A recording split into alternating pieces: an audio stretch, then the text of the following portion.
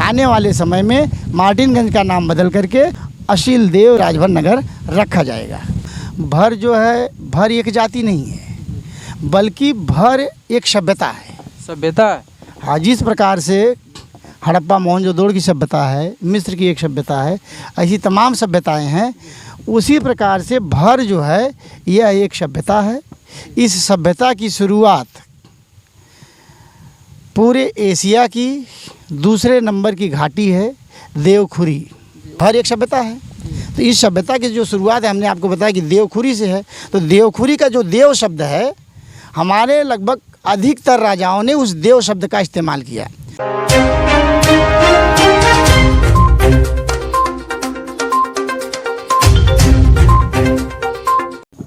दोस्तों, आपने सुना होगा महाराजा सुहेलदेव राजभर, लेकिन पहली बार हम आज महाराजा असीलदेव राजभर जी के किले पर आए हुए हैं और इस किले के बारे में पूरी जानकारी देंगे। हमारे साथ में है सुहेलदेव पार्टी के राष्ट्रीय अध्यक्ष संतलाल राजभर जी। तो आइए हम पहले परिचय करते हैं, फिर असीलदेव राजभर जो महाराजा रहे हैं और उनका ये किला आप देख सकते हैं चारों तरफ। असीलदेव राजभर जी की ये मूर्ति है और इसके बारे में पूरी व्याख्या जानेंगे संतलाल राजभर जी के जरिए।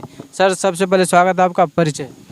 बहुत बहुत धन्यवाद। राजभर एक्सप्रेस चैनल के सभी दर्शकों को वंदन, अभिनंदन, नमस्ते। जी सर, असीलदेव जैसा कि महाराजा सुहेलदेव राजभर ऑलरेडी फेमस है, उनको सभी लोग जान रहे हैं, लेकिन आज महाराजा असीलदेव जी के बारे में कोई नहीं जान रहा। इसके बारे में कुछ जानकारी शेयर करें। देखिए, राजभर समाज में भर समाज जो है, मैं आपको मतलब थोड़े पहले से बता दूं, भर जो है, भर एक जाति नहीं है, बल्कि भर एक सभ्यता है। सभ्यता है। हाँ, जिस प्रकार से हड़प्पा मोहनजोदड़ो की सभ्यता है, मिस्र की एक सभ्यता है, ऐसी तमाम सभ्यताएं हैं, उसी प्रकार से भर जो है यह एक सभ्यता है। इस सभ्यता की शुरुआत पूरे एशिया की दूसरे नंबर की घाटी है देवखुरी। वो कहाँ पर है? यह इस समय हिमालय की तलहटी में और नेपाल के सीमा में पड़ती है, नेपाल के अंदर में आती है। और हमारे जो राजा महाराजा रहे, हमारी जो उत्पत्ति हुई है, भर जो चले हैं, भर सभ्यता की जो उत्पत्ति हुई है, देवखुरी से उत्पत्ति हुई है। और देवखुरी से निकल करके ही देश विदेश, पूरी दुनिया, पूरे भारत में इन लोगों ने शासन प्रशासन किया और रहे। जबकि हमारे जितने भी वंशज पूर्वज रहे हैं, इन लोगों ने यहाँ शासन किया। इनकी राजधानी यहाँ ज़रूर रही है, श्रावस्ती में राजधानी रही है, बहराइच में राजधानी रही है। ये दहद्वार है जो असीलदेव के हम यहाँ दरवाजे पर बैठे हैं, इनकी खंडित मूर्ति के पास बैठे हैं। यह किला असीलदेव राजभर जी का है। तो इन लोगों की एक उप राजधानी सदैव देवखुरी नेपाल में हुआ करती थी। और क्या है कि बहुत सी ऐसी चीज़ें, जैसे मान लीजिए कि इस जो हम जिस स्थान पे बैठे हैं, महाराजा असीलदेव राजभर जी के किले पर, यहाँ पर अंग्रेज़ों ने गजेटियर में इस चीज़ का व्याख्यान किया है, इस चीज़ को लिखा है और बताया है। ताम्रपत्र वगैरह भी उनको मिले, उन्होंने ताम्रपत्र वगैरह भी दिखाया है। और इस जो खंडित मूर्ति है, इस मूर्ति के बारे में भी उन्होंने लिखा है।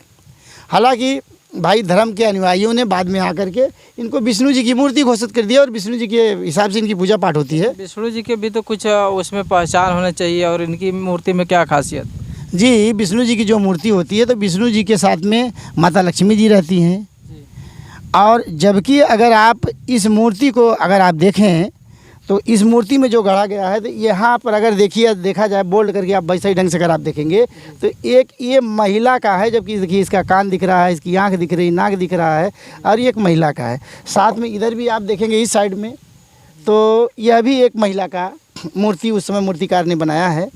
इनके गले में राजशाही वस्त्र में जो ये लोग चैन वगैरह पहनते थे, जबकि विष्णु जी जो है माला पहने हुए रहते हैं। इनका माला यहाँ तक रहता है।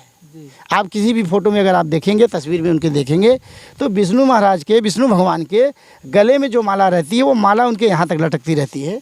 जबकि इसमें आप देखिए तो ये स्वर्ण, जो सोने की तरह हार होते हैं, ये स्वर्ण हार जो है उस समय खुदा हुआ है।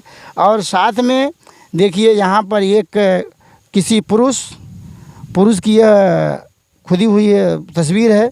इस साथ में इनकी दासी महिला की मतलब खुदी हुई तस्वीर है।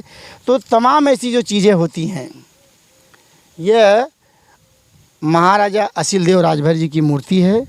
और यहाँ पर अंग्रेज़ों ने इनके बारे में बहुत विस्तार से लिखा हुआ है। महाराजा असील देव राजभर जी जो थे, यह लगभग 12 परगना इनके अंडर आते थे। कौन कौन से? अब इतना सभी परगनों का नाम तो नहीं हमको पता है, लेकिन 12 परगना इनमें आते हैं, जिसमें एक माहौल भी एक परगना इसी में आता है। हम लोग का परगना तो माहौले है। क्यों रामजतन भाई साहब, हम लोग का परगना कहाँ है? माहौल है। हम लोगों का जो परगना है, इस क्षेत्र का जो परगना है, इस समय माहौल लगता है, जबकि माहौल की दूरी यहाँ से कम 30 किलोमीटर के आसपास होगी। यहाँ से 30 किलोमीटर के आसपास है। तो अब 30 किलोमीटर इधर देख लीजिए और 30 किलोमीटर इधर देख लीजिए, तो 60 किलोमीटर लगभग एक परगना। हम मान लीजिए कि अगर 30 किलोमीटर की एरिया दायरे में एक परगना होता था, तो इनके अंडर में 12 परगना था। 12 परगना? जी जी, ये असील देव के अंडर में 12 परगना था, और 12 परगना के ये राजा थे, शासक थे। और यहाँ पर इस किले पर एक ऐसा स्तंभ, एक ऐसा बहुत बड़ा खंभा लगा हुआ था। उस खंभे पर लाइट जलाई जाती थी। पहले बिजली वगैरह थी नहीं, लेकिन ऐसी व्यवस्था लोग बनाए थे, लगाते थे। तो यहाँ जो खंभे पे लाइट जलती थी, और जौनपुर भर राजा केरारवीर का जो किला है, वहाँ पर भी लाइट रखी जाती थी। तो इस लाइट से, उस लाइट से वो लोग किले पर चढ़ करके वहाँ से लाइट को देखते थे। अगर यहाँ हरी लाइट जल रही है तो कोई बात नहीं, कोई दिक्कत नहीं, कोई परेशानी नहीं, एकदम सुकून से है। लेकिन अगर वहाँ लाल लाइट दिख रही है तो बगैर पूछे, बगैर कुछ कहे, वहाँ से सेना चल देती थी कि कुछ खतरा है। यह हमारे राजभर समाज के राजाओं की व्यवस्था रही है। आज तो भाई लोग फ़ोन से बतिया ले रहे हैं, कैसे बतिया ले रहे हैं, चिट्ठी आ जा रही है, संदेश पहुँचा दे रहे हैं। लेकिन उस समय इन लोगों ने संदेश पहुंचाने का जो माध्यम रखा था, वो एक बहुत बड़ा खंभा बना करके उसके ऊपर लाइट लगाते थे। उस लाइट का दूसरे किलों से इसका संपर्क रखते थे, ताकि कोई घटना दुर्घटना हो तो वहाँ की सेना आकर के युद्ध में भाग ले। जैसे कि बात करेंगे कार्यकाल का, कार्यकाल क्या रहा है इस जो महाराजा असील देव हैं राजभर जी, इनका क्या कार्यकाल रहा होगा? इनका कार्यकाल जो है गजेटियर के अनुसार जो है 11वीं शताब्दी और 12वीं शताब्दी के बीच में रहा है। 11वीं 12वीं के बीच में रहा है। महाराजा सुहेलदेव राजभर जी से पहले की इनकी कहानी है या फिर बाद की? इनके बाद की है, महाराजा सुहेलदेव की बात की है। अभी हमने आपसे कहा ना कि हमारा भर समाज जो है, भर एक सभ्यता है। तो इस सभ्यता की जो शुरुआत है, हमने आपको बताया कि देवखुरी से है।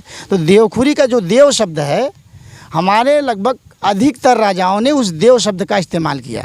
जैसे कि हम लोग जिस ज़िले में बैठे हैं, रामजतन भैया जी, ये कौन सा ज़िला लगता है? आजमगढ़। अब अगर आपसे ये पूछ लिया जाए कि पूरे आजमगढ़ का सबसे पहला गांव कौन सा है, तो आप बता सकते हैं? नहीं बता पाएंगे। हमारे इस आजमगढ़ का सबसे पहला जो गांव है, उसका नाम है देव गांव। कौन सा देव? वही देव शब्द जो सुहेल देव में लगा हुआ देव शब्द है, जो असील देव में लगा हुआ देव शब्द है, जो डल देव में लगा देव शब्द है। यह देव जो शब्द है, यह देव उपाधि जो है, ये हमारे राजभर राजाओं की देव उपाधि रही है, और यह लोग हमेशा लगाते रहे हैं। हमारे आजमगढ़ का अगर कोई सबसे पहला गांव है तो देव गांव है, जो कि यहाँ से लगभग 40 किलोमीटर दूरी पर है। जी। तो बाकी असील देव के बारे में किस किताब में इतिहास देखने को मिलता है कि जो कि बाकी लोग भी उस विषय में, उस बुक के बारे में पढ़ें और उसके बारे में जानकारी ले सकें? देखिए, इनका अंग्रेज़ों ने आजमगढ़ के गजेटियर में इनका बहुत बढ़िया से उल्लेख किया है। इनके चारों भाइयों का उल्लेख किया है। बुक का नाम है आजमगढ़ की गजेटियर है। आजम मतलब क्या है कि अंग्रेज़ों ने इतना बढ़िया काम किया है कि पूरे स्टेट का गजेटियर है, प्रदेश का गजेटियर है, और डिस्ट्रिक्ट का गजेटियर है। तो उन लोगों ने सर्वे कर करके यहाँ जो सर्वे किया था, यहाँ जिस अंग्रेज़ ने सर्वे करके और इस गजेटियर में लिखा था, उसका नाम है मार्टिन गोमरी। क्या नाम है? मार्टिन गोमरी। उसी मार्टिन गोमरी के नाम से हमारे क्षेत्र में जो आज तहसील है मार्टिनगंज, दरअसल और मार्टिन गोमरी के नाम से वो मार्टिनगंज आज तहसील है, वो अंग्रेज़ों के नाम पर है। जी। जैसा कि बाकी जैसा योगी सरकार आज जो मुस्लिम शासकों का नाम है, तो बहुत जगह पे नाम चेंज करे, तो आपके हिसाब से कि यहाँ का नाम क्या होना चाहिए? सर, इस पर माननीय डॉक्टर पंचम राजभर जी, माननीय एम.बी. राजभर जी, इस क्षेत्र के तमाम गणमान्य व्यक्ति, उसमें हम भी शामिल हैं। सुहेलदेव पार्टी के राष्ट्रीय अध्यक्ष संतलाल राजभर, हम भी उसमें शामिल हैं। तो ये ऊपर से लेकर नीचे तक लिखा पढ़ी हो चुकी है। हम लोगों ने सरकार से मांग किया है कि जब अंग्रेज़ हमारा देश छोड़ करके चले गए तो अंग्रेज़ों से सूचित मार्टिन गोमरी के नाम से मार्टिनगंज क्यों रहेगा, तो इसलिए मार्टिनगंज का नाम बदल करके अशील देव राजभर नगर रखा जाए, यह मांग हम लोगों ने किया है। इस पे लगभग 50% काम भी हो गया है। आने वाले समय में मार्टिनगंज का नाम बदल करके अशील देव राजभर नगर रखा जाएगा। जैसा कि इस किले की बात करेंगे तो किला ये संरक्षण है सरकार के देखरेख में है या फिर कैसा है? जी, आज के 2-4 साल 5 साल पहले 2-4 साल 5 साल पहले यहाँ के जो ग्राम प्रधान जी थे, इस किले से कुछ दूरी पर वहाँ पे एक गड्ढा खुदवा रहे थे। वो जलाशय का गड्ढा जो सरकार की तरफ से आया था कि भाई जल संचय के लिए जो है गड्ढे खोदे जाएं, गड्ढे बनवाए जाएं, तो वो सरकारी ज़मीन थी, उसी में वो गड्ढा बनवा रहे थे। जब गड्ढा वो बनवाए तो उसमें लगभग 7 ठे पतली पतली सुरंग निकली जो कुएँ जैसी थी। पतली पतली 7 कुएँ ऐसी सुरंग निकली।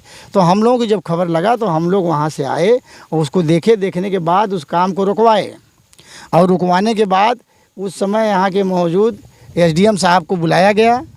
मार्टिनगंज तहसील के एसडीएम साहब यहाँ पे आए, सर्वे किए, देखे, और वह काम जो है करना उन्होंने बंद करवाया। बंद करने के बाद पूरा लिखा पढ़ी हुई पुरातत्व विभाग को और हमारे इस क्षेत्र के तमाम महापुरुषों ने उस पर लिखा पढ़ी किया। लिखा पढ़ी करने के बाद यह अब लगभग पुरातत्व विभाग से यह किला ग्रांट हो चुका है। और इस किले की एक खासियत और है भाई रामजतन जी, यहाँ पर कहीं रानी सकरा है? यहाँ से 3 किलोमीटर। क्योंकि आप भाई इस गांव के निवासी हैं, इस गांव में के बाजू के निवासी हैं, तो आपको पता होगा। तो रानी का सकरा जहाँ भी होगा तो इस किले से रानी की सकरा तक अंदर सुरंग गई हुई थी। देखिए, हम देखे नहीं हैं, लेकिन हमने गजेटियर के अनुसार से हम बता रहे हैं, हम पढ़े हुए हैं। तो यहाँ से सुरंग गई हुई थी इस किले से। तो रानी और उसकी सहेलियाँ जो स्नान करने जाती थी, वो सुरंग के माध्यम से रानी की सकरा तक स्नान करने जाती थी और रानी की सकरा में नहा करके वो लोग वापस आती थी। तो ये किला की बहुत बढ़िया और बहुत अच्छा इसका इतिहास रहा है। खैर, ये आजू बाजू में ज़्यादातर राजभर समाज के लोग ही हैं। गाँव के प्रधान कौन है सर? अब यह तो भाई रामजतन जी ही बताएंगे कि भाई इस गाँव के प्रधान कौन है। अंगद राजभर जी शायद इस गाँव के प्रधान हैं। और हम तो आपके माध्यम से, राजभर एक्सप्रेस चैनल के माध्यम से माननीय प्रधान जी अंगद राजभर जी से ये निवेदन करना चाहेंगे कि भाई आप जब प्रधान हैं तो इसका संरक्षण आप करिए, क्योंकि आपके ग्राम सभा में आता है। इसका आप संरक्षण करिए, चारों तरफ से बाउंड्री वगैरह मरवा दीजिए और इसको संरक्षण में आप रखिए। यह हमारे पूर्वजों की धरोहर है। आप देख सकते हैं आप सभी, जैसा कि महाराजा सुहेलदेव राजभर जी के बारे में जानकारियाँ बहुत सारी आपने जानी होगी, लेकिन आज महाराजा अशील देव राजभर जी जो कि आज करीब 12 परगना रहे हैं इनके अंडर में और बहुत बड़ा साम्राज्य रहा है।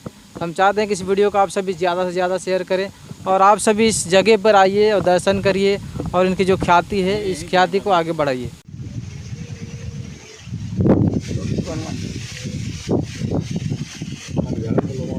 हाँ, ओरिजिनलिटी जो है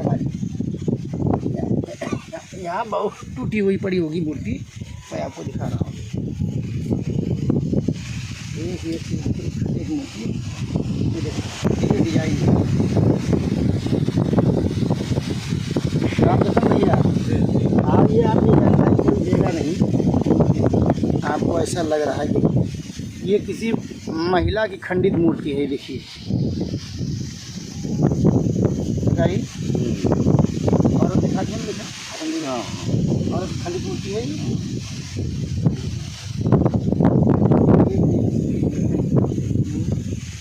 ये है ना, ये हम लोगों का जो है बहुत बढ़िया। ये टोटम हमारा, ये वो टोटम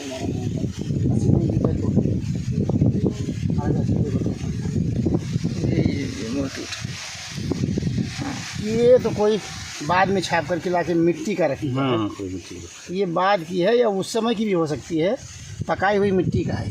ये भी महिला का ही फोटो है, ये भी खंडित हो चुका है।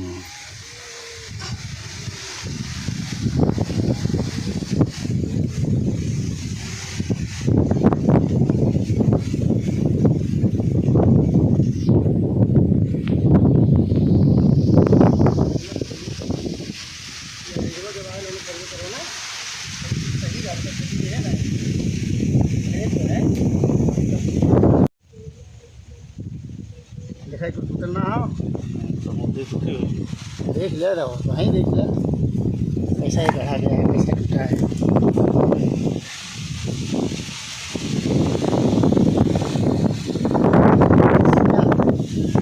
ये सीना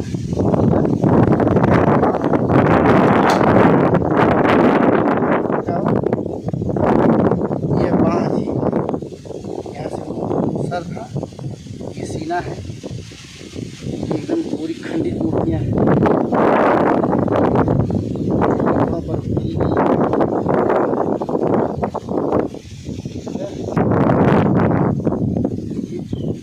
ये चेहरा बना हुआ है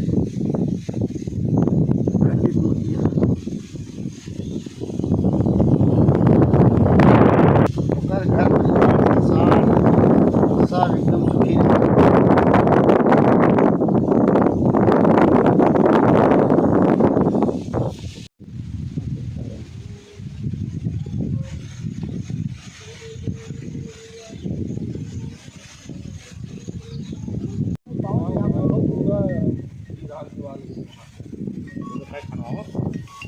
चल खा भाई यहाँ से कब तक आ सकते हो? बोतल बोले ने दिन भी ले जा कहाँ से कराओगे? इंतजाम कराओ, पुराना घर पाने की दुकान आप देख ही रहे हो।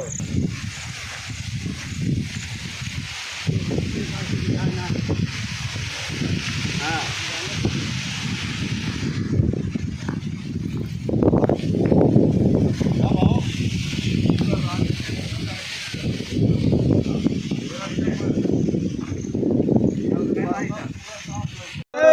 महाराजा असील देव राजभर जी की जय। महाराजा असील देव राजभर अमर रहे अमर रहे महाराजा असील देव राजभर अमर रहे अमर रहे महाराजा असील देव राजभर अमर रहे अमर रहे महाराजा असील देव राजभर अमर रहे अमर रहे महाराजा असील देव राजभर अमर रहे अमर रहे महाराजा असील देव राजभर जी की जय। महाराजा असील देव राजभर जी की जय। महाराजा असील देव राजभर जी की जय। महाराजा असील देव राजभर जी की जय। महाराजा असील देव राजभर जी की जय।